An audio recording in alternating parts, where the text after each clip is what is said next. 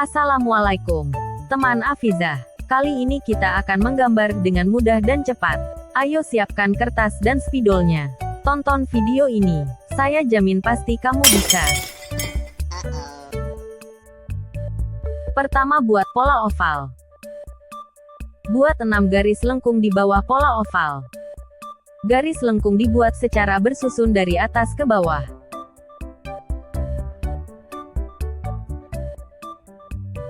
Buat garis lengkung besar untuk piring pancake. Buat garis lengkung di bawahnya.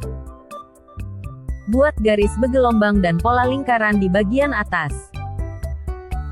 Gambar sudah jadi. Saatnya mewarnai.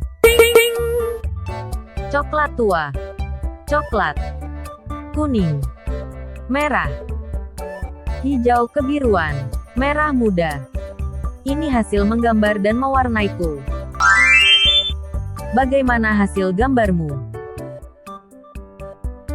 Buat pecinta channel Afizah DIY, jangan lupa like, share dan subscribe channel Afizah DIY. Sampai jumpa di video lainnya. Bye-bye.